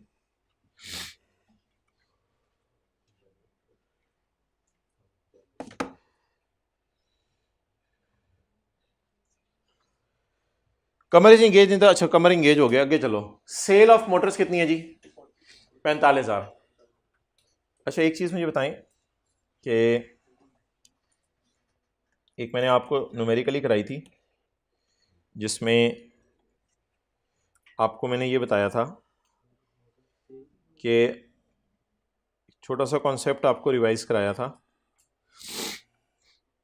कि सेल है 100 रुपया, खर्चे हैं 30 रुपये, प्रॉफिट है 70। खर्चों में फ़ाइन पड़ा हुआ है 2 रुपये का। तो मैंने आपको कहा था कि अगर सेल से चल रहे हैं तो टोटल खर्चे पकड़ें 30 रुपये के और नॉट अलाउड तो क्या आ जाएंगे? अलाउड। तो एक कॉन्सेप्ट आपको याद होगा, मैंने बताया था सेल से चलते हुए अलाउड खर्चे माइनस कर दें। बोले अपने मुंह से, सेल से चलते हुए, सेल से चलते हुए अलाउड खर्चे माइनस कर दें, सेल से चलते हुए अलाउड खर्चे माइनस कर दें। डन। अच्छा प्रॉफिट से चलते हुए क्या करते हैं? नॉट अलाउड ऐड कर देते हैं। और सेल से चलते हुए क्या करते हैं? बोले अलाउड खर्चे माइनस कर देते हैं। तो मैंने ये कहा था कि सेल से चलते हुए अलाउड खर्चे माइनस करते हैं। अलाउड निकालने का तरीका total minus not allowed is equal to allowed. Okay, आ जाए जी सवाल की तरफ। अब मोहतरम इस तरह के कई सवाल हैं, 2 दिन से हम पहले भी बड़े मजे के सवाल कर रहे हैं जो आपने देखी नहीं थी जिस किस्म के। अब ये सवालों का सिलसिला शुरू हो गया और पूरा हफ्ता बड़ा क्रिटिकल है इस एतबार से, जो सवाल हमने करने हैं। सेल आ रही है, कॉस्ट ऑफ सेल आ रही है, एडमिन एक्सपेंसेस आ रहे हैं, इसमें डेप्रिसिएशन वगैरह उसने अभी नहीं डाली, ठीक है, इस साल की डेप्रिसिएशन अभी तक इसमें नहीं डाली इसने। ये इनकम आ गई बिफोर डेप्रिसिएशन, ये ऐसी इनकम जिसमें से डेप्रिसिएशन माइनस नहीं हुई हुई ऊपर, क्योंकि डेप्रिसिएशन इसने डाली नहीं इसमें खर्चों में।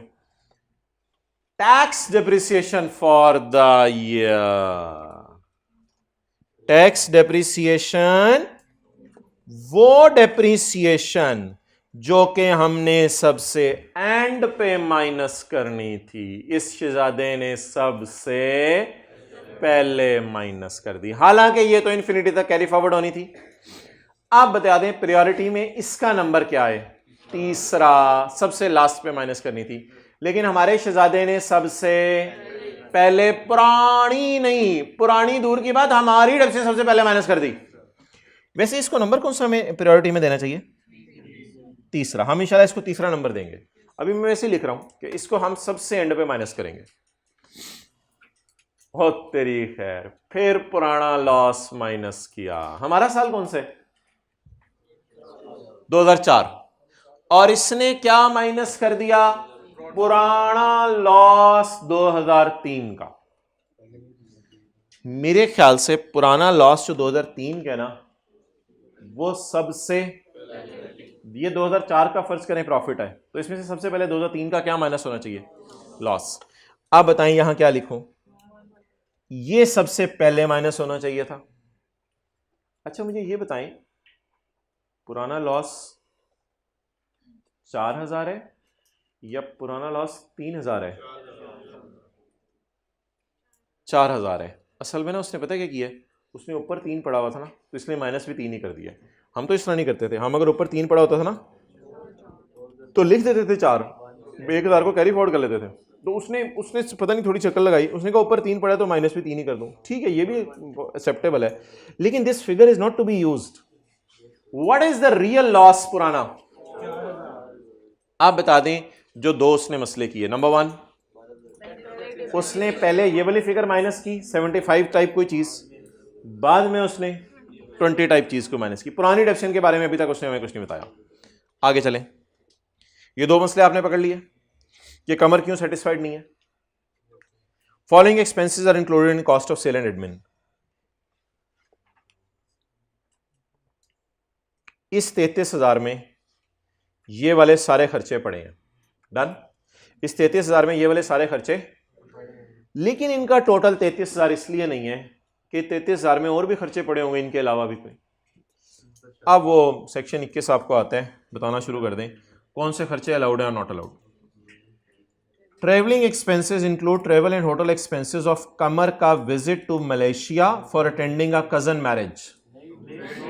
कजन मैरिज नहीं, किस लिए गया है, बिजनेस का मेला देखने के लिए, फिर तो इसको लिखें अलाउड। अच्छा अब ऐसा करें, रजिस्टर का दूसरा सफा खोलें और दूसरा सफा खोल के ब्रीफ कमेंट्स देना शुरू कर दें, वो मैं लिखवाने लगा हूं आपको आज। रजिस्टर का दूसरा सफा खोलें और ब्रीफ कमेंट्स देना शुरू कर दें। पहला कमेंट दें जी, प्लीज 31 तक जम के आते रहिएगा, मेन चीजें आप शुरू हुई हैं, अब सारी चीजों को लिंक करके हमने न्यूमेरिकल्स करने शुरू करने हैं। ब्रीफ कमेंट देना शुरू करें। नंबर 1 अगले सफे पे, अलाउड खर्चे के लिए क्या लिख के आएंगे, अलाउड खर्चे के लिए सुन लें क्या लिख के आएंगे। आज मैं एक चीज बता दूं आपको, अलाउड खर्चे के लिए लिखाइएगा द खर्च, मैं भी लिखवाता हूं, द खर्चा is incurred Holi and exclusively for business therefore it is allowed. Section 21 ने लिख के आना, उसमें तो नॉट अलाउड की लिस्ट है। मेरे ख्याल से ये जो मैंने फिक्रा बोला ना सेक्शन 20 में लिखा हुआ था द अलाउड खर्चे, तो इसलिए फिक्रा लिखें इसके लिए, the travelling expense is Holi and exclusively for business therefore it is allowed as an expense. Traveling expense is wholly and exclusively for business, therefore it is allowed as an expense. Next, आगे चलें जी। यार बिजली का bill कमर के घर का है, not allowed है। चलें लिखें, सेक्शन 21 के अंदर एक हाँ जी, पिछली लाइन पूरी नहीं हुई थी। Travelling expense Holi and exclusively incurred for business therefore it is allowed. Electricity के बारे में लिखें, सेक्शन 21 में लफ्ज लिखा था पर्सनल एक्सपेंडिचर का, तो लिखें electricity bill of residence is a personal expenditure. Electricity bill, अब अगला लिखो ना, पिछला छोड़ो। Electricity bill of residence is a personal expenditure, so it is not allowed. Next, भैया जुर्माना पे किया किसी डिस्ट्रीब्यूटर को क्योंकि उसने सामान लेट सप्लाई किया था। यार मैंने देख लिया, बैठे रहो, मुझे एंड पे याद कराना, या आ जाना 45 पे। जुर्माना पे किया डिस्ट्रीब्यूटर को for delayed supplies. Delayed supplies के लिए जुर्माना पे किया डिस्ट्रीब्यूटर को, क्या करें जी, अलाउड कर दें इसको, क्योंकि ये गवर्नमेंट को पे नहीं किया। तो लिखें this fine is not paid for the violation of law और rule. This fine is not paid for the violation of law और रूल। यही लाइन लिखी हुई है ना सेक्शन 21 में, therefore it is allowed. Therefore it is allowed, ये allowed है। ये गवर्नमेंट को पे किया या डिस्ट्रीब्यूटर को? आगे चले, डोनेशन आपने दिया नॉन प्रॉफिट ऑर्गेनाइजेशन को, लिखें it is not a deduction, rather it is not a deduction of business, rather a tax credit will be allowed. It is not a deduction of business, rather a tax credit will be allowed. आगे, salary पे की है, छोड़े ना यार, आप खुद भी कुछ कर लीजिएगा, चलें आगे। सैलरी पे की है, समझने पे फोकस करें ज़्यादा। सैलरी पे की है बारी को, जो कि कमर का भाई है, उसकी सैलरी पे टैक्स कटा था, तो लिखें as the tax is deducted on salary so it is allowed. Cash में, चेक में नहीं लिखा हो तो चेक में की होगी, उसने क्यों कैश में करनी है। तो as a salary is paid in, as a salary is paid off deduction of tax so it is allowed. इसलिए ये माइनस करने की इजाजत है।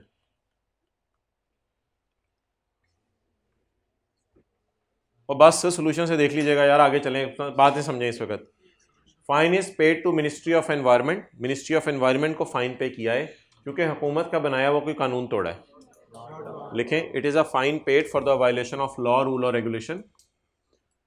It is a fine paid for the violation of law, rule और regulation, that's why not allowed. इसलिए minus करने की इजाजत नहीं है। ओए इधर पड़ी हुई है, अल्लाह शीद यार गिर ब्रॉडफोर्ड ऑप्शन इधर पड़ी हुई है, देखें तो brought forward depreciation from previous year, पिछले साल की डेफिनेशन इधर पड़ी हुई है, वो जो हम परेशान हो रहे। चीते को देखें, ये 500 इस 33,000 में डाल के सबसे पहले माइनस किया हुआ इसने, यानी सबसे पहले उसने 33,000 में चुप करके एकदम नमक छिड़क दिया, पता ही नहीं चला किसी को सालन में, उसने चुप करके जो है वो 33,000 में 500 डाल दिया। ये पुराने साल की डेप्रिसिएशन है। क्या ये कॉस्ट ऑफ सेल में पड़ी होनी चाहिए या कहीं और माइनस होगी? कहीं और माइनस होगी, जैसे टैक्स क्रेडिट कहीं और माइनस होना था, तो ये तो इसकी जगह नहीं है। अनएब्जॉर्ब्ड इसलिए कि पिछले साल प्रॉफिट्स इतने नहीं होंगे कि ये अब्जॉर्ब हो चुकी हो। तो ये ब्रॉड फॉरवर्ड डेप्रिसिएशन है प्रीवियस, प्रीवियस का मतलब है 2003। ये 2003 की ब्रॉड फॉरवर्ड डेप्रिसिएशन है, कितनी जी? 500। लिखें the depreciation deduction shall be adjusted at last. इसको एंड पे माइनस करेंगे। मैं तो लॉ की प्रोविजन लिखवा रहा हूं यार आपको, ऐसे ना मुझे देखा करें, मैं आपको लॉ की प्रोविजन लिखवा रहा हूं। ये लॉसेस के चैप्टर में ना पेज 288 पे हमने पढ़ा था, the depreciation deduction shall be adjusted at last. मैं तो वो लिखवा रहा हूँ, आप मुझे ऐसे देख रहे हैं जैसे पता नहीं मैं क्या करवा रहा हूँ। डेप्रिसिएशन को क्यों एंड पे माइनस करेंगे? सबर है, सबर। जो भी डेप्रिसिएशन है, चाहे ब्रॉड फॉरवर्ड है चाहे हमारे साल की है, उससे कोई फर्क नहीं पड़ता। सारी डेप्रिसिएशन को क्यों एंड पे माइनस करना है? उससे कोई फर्क नहीं पड़ता भाई, एंड पे ही माइनस करना है, क्योंकि डेप्रिसिएशन कब तक कैरी फॉरवर्ड होगी? इन्फिनिटी तक। अच्छा जी, वापस आ जाइए जिथे दी। ओके चलें जी, स्टार्ट करें। सेल से शुरू करूं प्रॉफिट से? सेल से कर देते हैं। उसने सवाल वाले ने भी सेल से शुरू किया हुआ है, तो हम भी सेल से शुरू कर देते हैं। वो जनवरी में होता है इसको।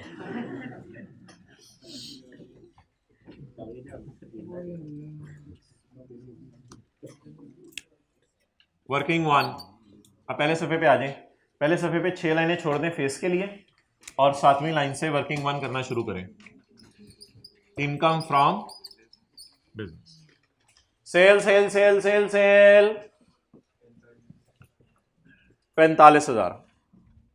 अब आपके बड़े इंपॉर्टेंट दिन शुरू हो गए हैं। 31 जनवरी तक जम के आने, जम के फ्रीज होके 45,000 less cost of sale and खर्चे। कॉस्ट ऑफ सेल एंड खर्चे total minus not allowed is equal to allowed. Total खर्चे बताएं जी। टोटल 33,000।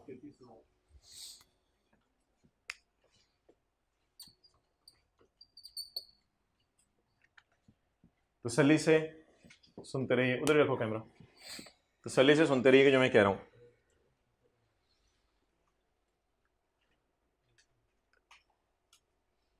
इधर ले आओ।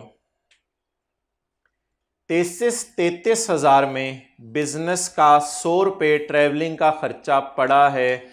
पड़ा रहने दें। बोले बोले सोचे। पड़ा रहने दें। ठीक है, फिर मैं चल नहीं रहा, आगे आए। 33,000 में घर का बिजली का बिल पड़ा है।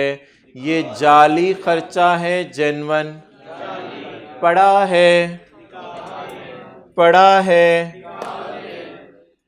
पड़ा है ना, तो इसको निकाल दें। और ये नॉट अलाउड है ना, अभी तो मैंने कहा नॉट अलाउड को निकाल देना आपने। तो अलाउड टोटल खर्चों में से नॉट अलाउड निकाल दें ताकि अलाउड इधर आ जाए। कितने? 150। आगे 33,000 में फाइन डिस्ट्रीब्यूटर को जो दिया है वो पड़ा है। पड़ा रहने दें क्योंकि ये जेन्युइन खर्चा है। पड़ा रहने दें। 33,000 में डोनेशन पड़ी है। क्या ये बिजनेस का खर्चा है? पड़ा रहने दें या निकाल दें? पड़ा है, पड़ा है क्या करें? क्योंकि जाली खर्चा है। निकालें। 33,000 में भाई की तनख्वाह पड़ी है जिस पे टैक्स कटा है। पड़ी रहने दें या निकाल दें? पड़ी है तो पड़ी रहने दें। मैं चलूं? चलने पे भी पाबंदी लगा दें। आगे चलें। 33,000 में हुकूमत को दिया गया फाइन पड़ा है। क्या ये जाली खर्चा है? पड़ा रहने दें या निकाल दें? निकाल दें। सो तो नहीं रहे साथ, निकाल दें। कितना? 200। 33,000 में डेप्रीसिएशन पड़ी है छुप के। क्या इसको यहां रिकॉर्ड करना है या कहीं और? पड़ी रहने दें या निकाल दें? निकाल दें।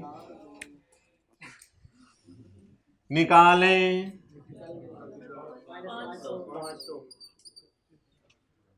अब बता दें जेन्युइन कॉस्ट ऑफ सेल।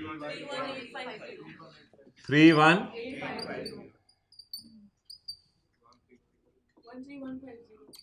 तेरा 150 या मेरा 150? तेरा 150। चले हम लोग भी 13 मेरा हो गया।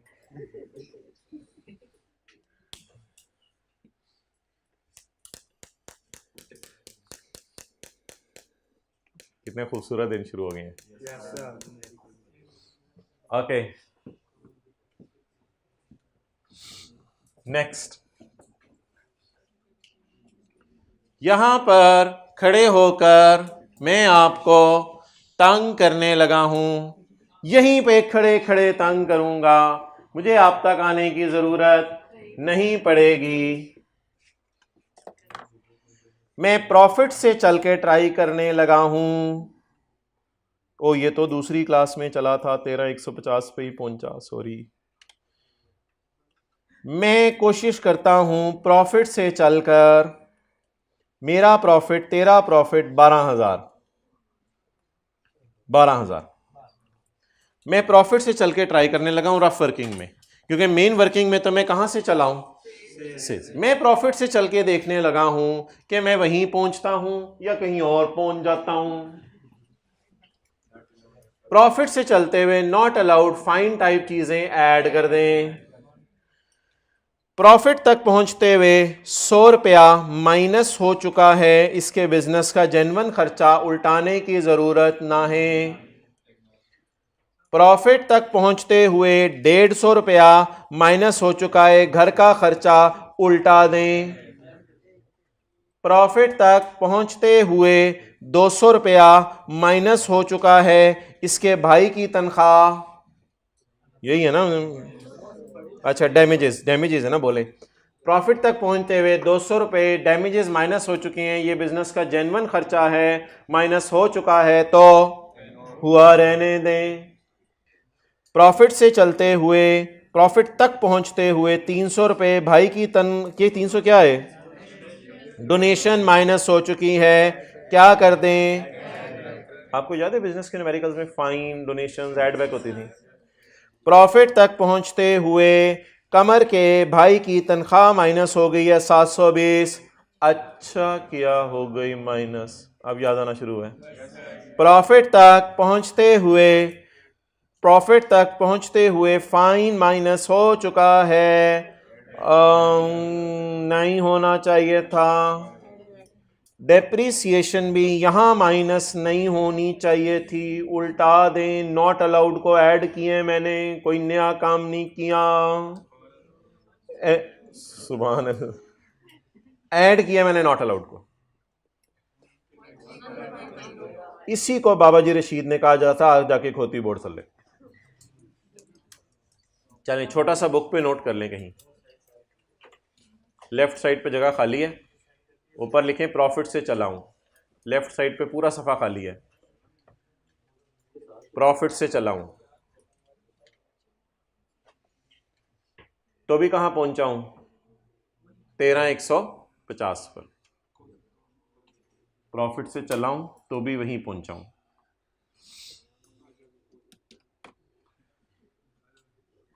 यस यू आर राइट, आज आके डंकी she is back to her Pavilion.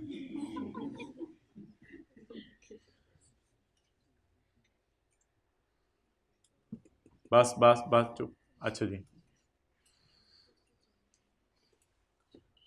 अच्छे अच्छे बच्चों, अस्सलाम वालेकुम। दीवार पार, ओके ओके, 2 हाथ हिला रहे हो आप।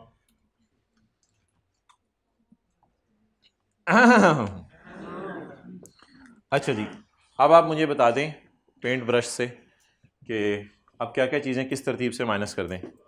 पहले क्या माइनस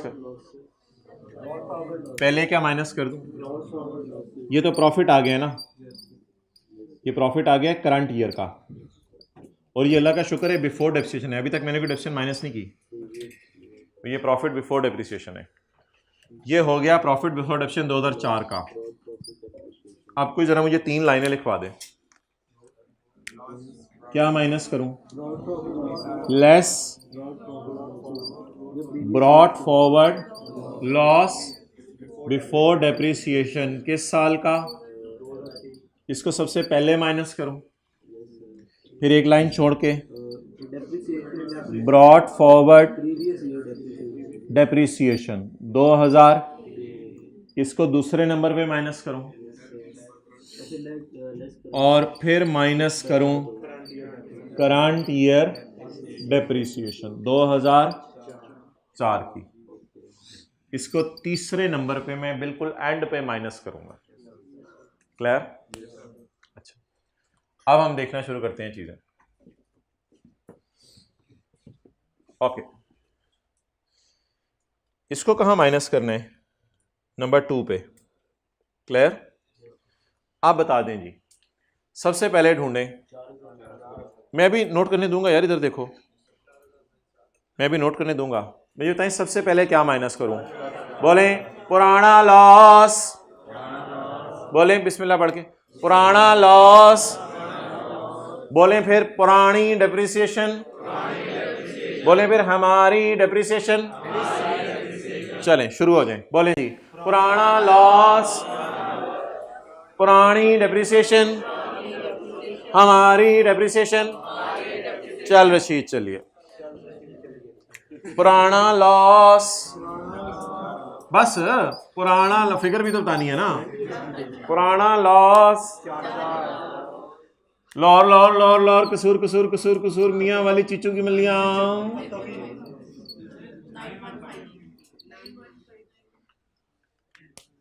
बादशाह सलामत, पुरानी डेप्रिसिएशन हाजिर की जाए आपके लिए जी, बुलाया जाए पुरानी डेप्रिसिएशन। बादशाह सलामत जो बिल्ली की तरह नीचे छुपी हुई है, निकाल के ले आओ इसको। आइंदा तुम कॉस्ट ऑफ सेल में नजर आई, तुम्हें मार दी। वो कहेगी नहीं, इन्फिनिटी तक कैरी फॉरवर्ड होंगी मैं फिर भी। जी वाले वाले वाले 86। बादशाह सलामत, अब आपके साल की डेप्रिसिएशन लाई जाए। हाँ वजीर, हमारी डेप्रिसिएशन, लॉर लॉर लॉर लॉर लॉर लॉर लॉर। कैरी फॉरवर्ड हो जाएगी, इसका क्या बात है सर? होता है। चलें एनओटी करें। चलें जी, पुराना लॉस, पुरानी डेप्रिसिएशन। यार लगे रहा करें घर में ना, पढ़ते रहा करें अपनी धुन में ना।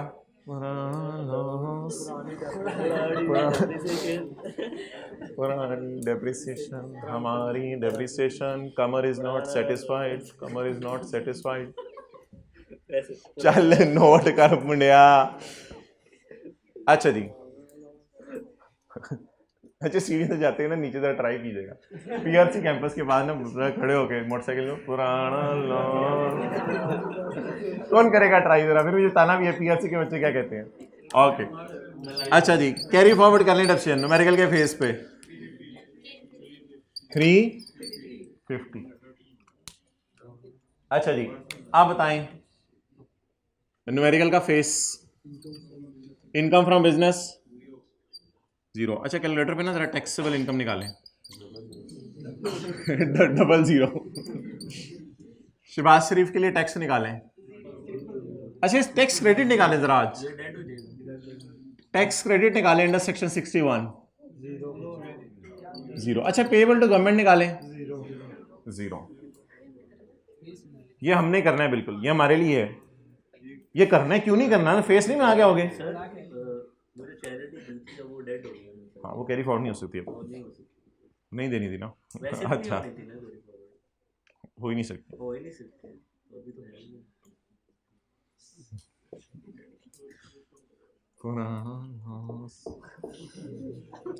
चलो तुम ये नोट करो, मैं अगली क्लास के लिए तैयारी कर रहा हूँ। अच्छा हो, चलो भाई लोर लोर है, जल्दी करो।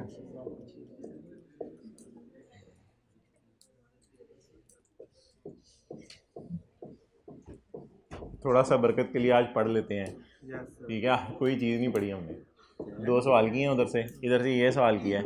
कोई थोड़ा सा ना बरकत के लिए पढ़ लें, घर वालों को भी जाके बता सकें यार मैं पढ़ के आया हूँ। निकालें चैप्टर 15 जी। नहीं नहीं, ये आंसू क्लास के बाद इकट्ठे आज एक टिश्यू पेपर आपको दे दिया जाएगा, उस पर एक आंसू आपने मुझे बहा के दे देने, मैं वो अपने रिकॉर्ड में सेव कर लूँगा। और अगर आपने आंसू ना बहाए तो फिर आपको चैप्टर 3 सुनाना पड़ेगा। It's up to you now, या आंसू चाहिए या चैप्टर 3 चाहिए, मुझे दोनों में से एक चीज़ चाहिए। अब आप जो भी पसंद करें ना, समोसे से काम नहीं चलेगा। अब आंसर अच्छा जी, page 323।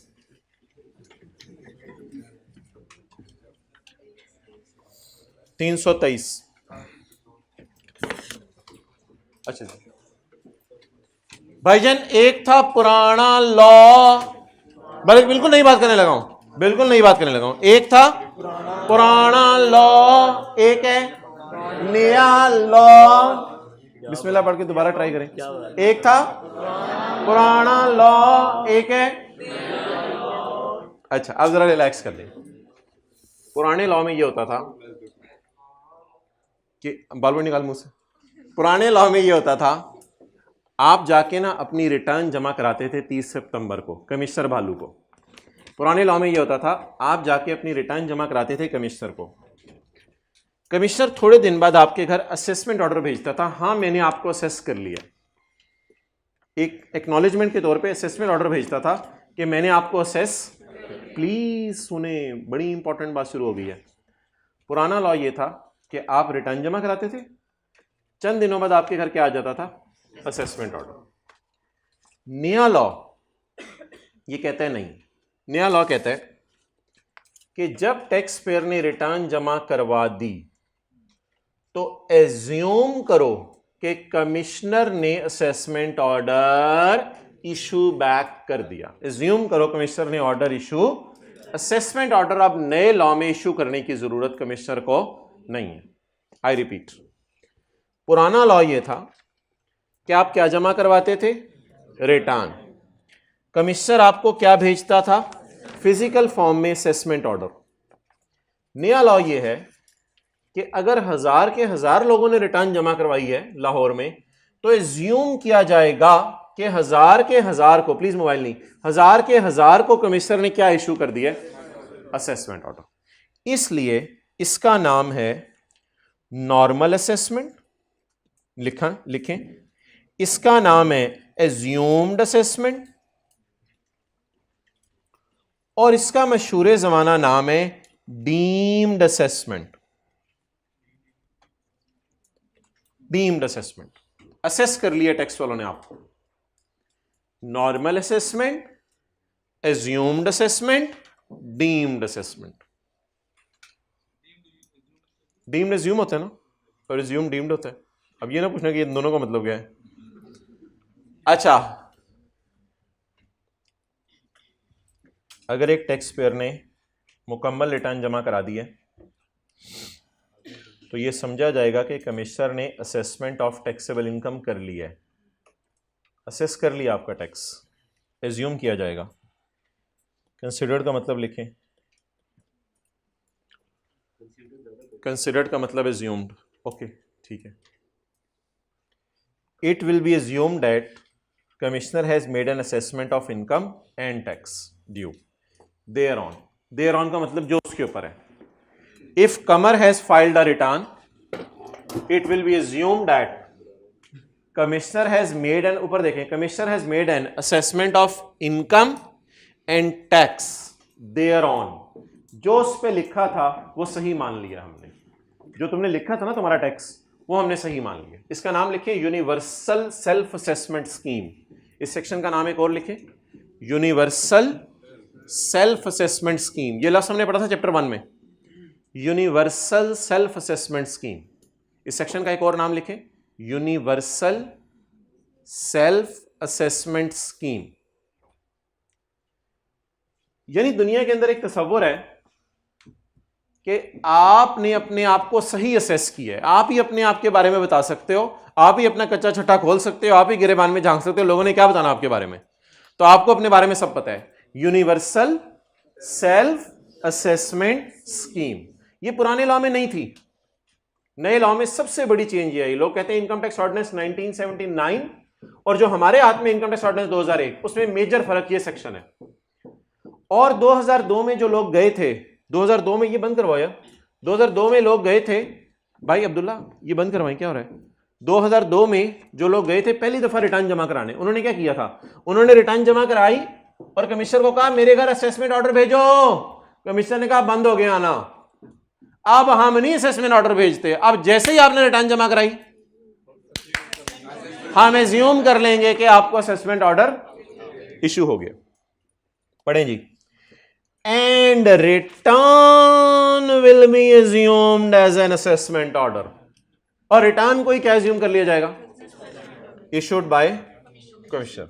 On the day return was, आप बता दें क्या रिटर्न के बाद कोई आपके घर असेसमेंट ऑर्डर आएगा? ये assume किया जाएगा कमिश्नर ने भेज दिया है, कमिश्नर ने भेज दिया। याद करें जी, if a taxpayer has furnished a return, बोले, it will be assumed that commissioner has made an assessment of income and commissioner has made an assessment of tax. और बात यहां पे रुकी नहीं, ये फिगर्स आपकी सही हैं, पहली बात तो ये हो गई और बात आगे बढ़ी, and return will be considered as an assessment order. और ये सफा ही क्या समझ लिया जाएगा? Assessment order. क्लियर? ओके, आगे आए पॉइंट 3 में। पॉइंट 3 टिक करें। जब आप रिटर्न जमा करवाते हैं ना, 2-3 पॉइंट बस आपको पढ़ा रहा हूं। जब आप रिटर्न जमा करवाते हैं ना, तो इसमें कोई ना कोई डेफिशिएंसी रह जाती है, कोई टैक्स डिडक्शन की कैलकुलेशन मिसिंग है, कोई और मिसिंग है, तो कमिश्नर अब आपको ना नोटिस भेजता है, कहता है यार वो आपकी रिटर्न तो आ गई थी, अल्लाह का शुक्र है, बड़ी अच्छी थी, बड़ी खूबसूरत लगी मुझे, उसमें एक सफ़ा मिसिंग है, ज़रा वो मुझे भेज दो, विटामिन की कमी है, कैल्शियम की कमी है। नहीं, जैसे आईकैप में आप फॉर्म जमा करवाएं तो आईकैप कहते हैं तस्वीर आपने गलती से अपने भाई की लगा दी है, तो ये ज़रा मुझे दोबारा भेज दो, तो कमी पूरी की जा रही है फॉर्म में। इफ रिटर्न इज नामुकम्मल, कौन सा पॉइंट पढ़ा? अगर रिटर्न क्या हो तो फिर कौमी शैल इशू फिर कौमी आपके घर क्या भेजेगा?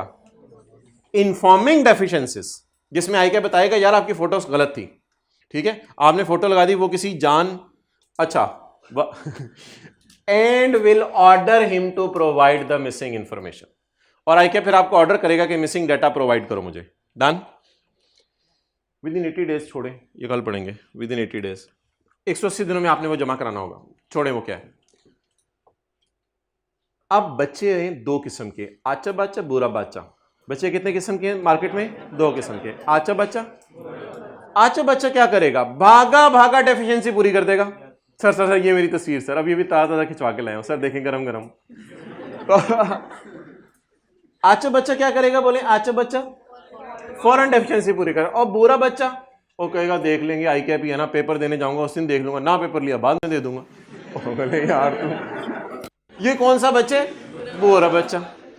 अब बिस्मिल्लाहिर्रहमानिर्रहीम पढ़ के पहले बुरा बच्चा, बुरा बच्चा। If a taxpayer does not comply with the notice, notice में क्या लिखा हुआ है? पूरी करो, फोटो लगाओ, ये लगाओ, वो लगाओ। If taxpayer does not comply with the notice, the return will be considered as, तो आपकी रिटर्न इनवैलिड है जो आपने जमा कराई है, and it will be assumed that no return, बाप मसाला लगाएं आगे, एट ऑल मसाला लगाएं, ये समझ लिया जाएगा आपने सिरे से रिटर्न ही जमा नहीं कराई। और सर जी मैं करा के गया था, मेरी फोटो, ना ना फोटो छोड़, वो फोटो ही तो थी सब कुछ, तेरी तो रिटर्न ही गलत थी, चपेड़े मारूं तुझे। नहीं समय का तुम आए नहीं, टैक्स पे डज नॉट कंप्लाई। आचा बच्चा, आचा बच्चा क्या करेगा? If a taxpayer complies with the notice in due time, अपने आप को सोचें, if a taxpayer comply with the notice in, the return shall be considered as complete. फिर रिटर्न क्या समझ ली जाएगी? ऑन द डेट वॉज, जिस दिन फर्निश हुई थी, जिस दिन कमी पूरी की उस दिन नहीं, जिस दिन फर्निश हुई थी उसी दिन क्या समझ ली जाएगी? पूरी। अब याद कर लें तबानी, हमने पॉइंट 1 पढ़े, 3 और 4 और 5, 1 3 4 5। आप रिटर्न जमा कराते हैं, वो क्या बन जाता है? Assume assessment order. आपको नोटिस आता है कि क्या पूरी करें? अच्छा बच्चा पूरी कर देगा डेफिशिएंसी तो रिटर्न मुकम्मल, बुरा बच्चा नहीं करेगा तो रिटर्न इनवैलिड। चलें जी, साथ वाले को ले जाएं आज टेस्ट रूम में, डांडे सोटे मार के। मैं हाइब्रिड क्लास में आ रहा, टेस्ट लेके हाईएस्ट मार्क्स आए हैं।